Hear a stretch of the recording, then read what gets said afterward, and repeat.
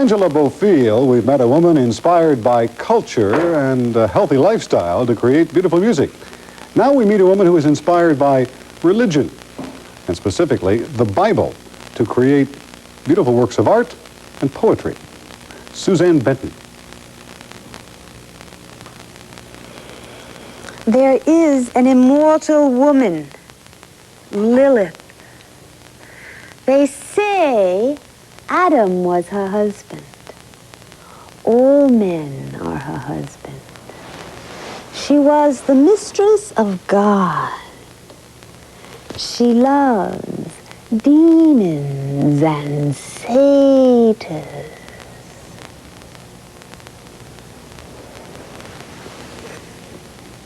That doesn't sound like the Bible to me. Lilith has one line in the Bible.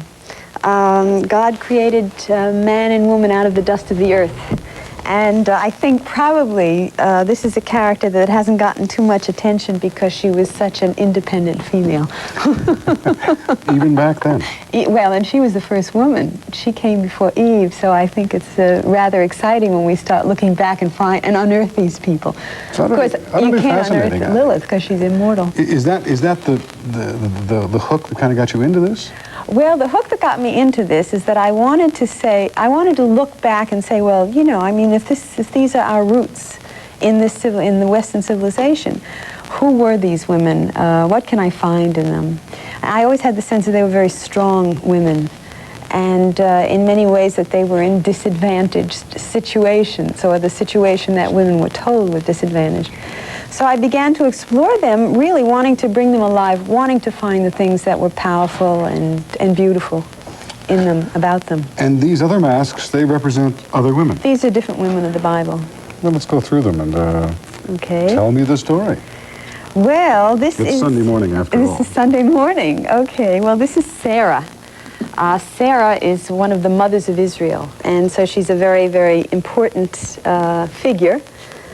And she was naturally the Bible defines all these women in their relationship to men, so she was the wife of Abraham. She was the mother of Isaac. And in my story, I tell Sarah's story. How does Sarah feel when Abraham takes her son Isaac to be sacrificed? Wicked. You wear these around a lot? I mean, well, I perform with them. I've done it for many years. I've performed around the world. Tell me some of the other. Well, this is Esther. Esther is a woman of beauty. That is beautiful.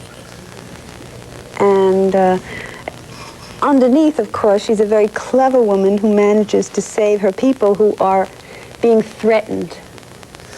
What can today's women learn from these stories?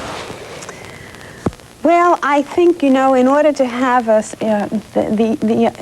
Angela said how everyone needs to have a role model of sorts. I think that it's very important for us to have a sense that in the history of women that there is a real power source and something that women can identify with in terms of self-identity.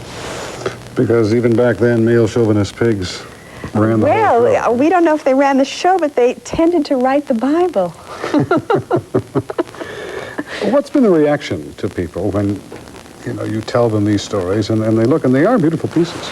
Well, it's been very powerful, and it's been exciting enough that I've been doing it for over 10 years and gotten a lot of travel and exposure with them. Have you always worked in metal? Yes, I began as a metal sculptor, and I began making masks after working a while, and soon after making masks, I began working on women of the Bible. Do you have a favorite?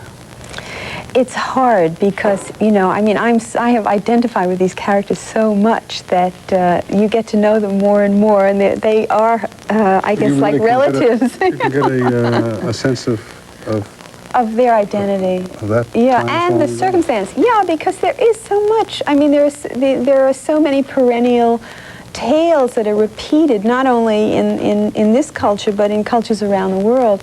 Many of these stories are about sacrifice, and when I first began, I had a lot of feminist anger. I won't say that feminist anger... You're not alone.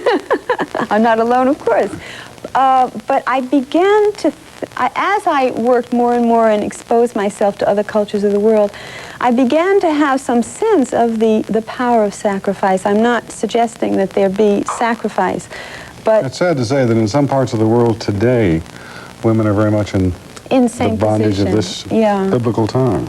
Yes, and in many ways women, well, the thing is that it's a question of where your mind is. You know, we can be living in the 20th century, but we take these oppressions with us through the ages.